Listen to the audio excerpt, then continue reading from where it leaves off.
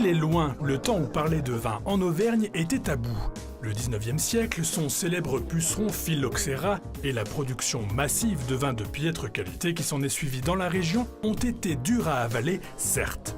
Mais aujourd'hui, en plein centre-ville de Clermont-Ferrand, c'est avec plaisir que l'on prononce le mot acidité. Les vins les plus acides sont les vins blancs et les vins rosés.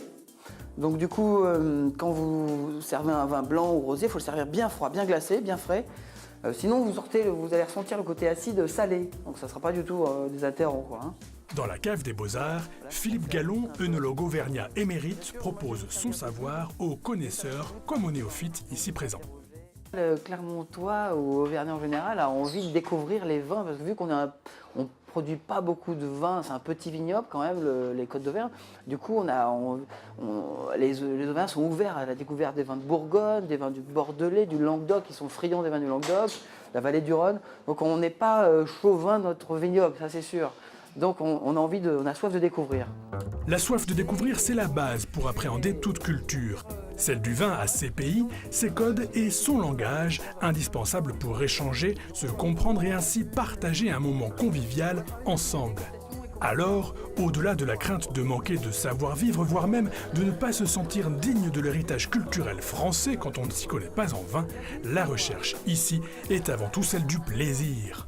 Quand je sens un rouge, un blanc, pour moi, j'ai toujours l'impression que c'est à peu près la même chose, donc ça me frustre un petit peu.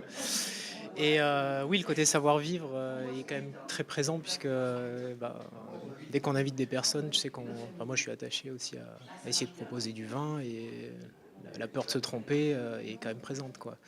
Donc pour ma part, il y a les deux quand même.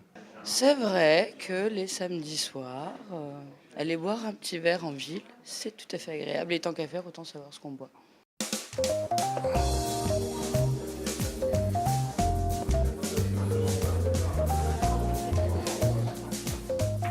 On est pour une dégustation, donc on fait bien la vue, le nez et la bouche. D'accord? On fait pas la bouche tout de suite, quoi. Ce que l'on boit à la cave des Beaux-Arts, c'est déjà les paroles de ce singulier personnage. Après avoir passé 10 ans à fouler vignobles étrangers et français pour parfaire les productions des viticulteurs rencontrés, Philippe Gallon a durant 5 ans animé un café œnologique à Montpérou pour finalement revenir à Clermont-Ferrand il y a 9 mois. Caviste, professeur donc, Philippe Gallon est surtout un éternel amoureux du patrimoine viticole français dont il ne se lasse pas de vanter les richesses dans ses cours d'œnologie qu'il dispense aussi à domicile, mais également à travers des balades vigneronnes en terre arverne, car la passion, naturellement, se nourrit de rencontres. On est vraiment des chercheurs de vin, hein. On rencontre des vignerons, on va chercher des vins pour faire plaisir à nos clients. Et avec des vraies typicités par région, vu que la France est très variée en vin. Et puis après, on a l'espace de cours d'œnologie au fond, où là, on accueille nos élèves pour se divertir, comme on dit, faire la continuité. On achète du vin, mais des fois, si on peut acheter du vin et aussi prendre le temps d'une matinée pour faire un cours, pour mieux parler, et ça sera plus agréable la relation qu'on aura avec le caviste ou même pour chercher les accords mets et vins.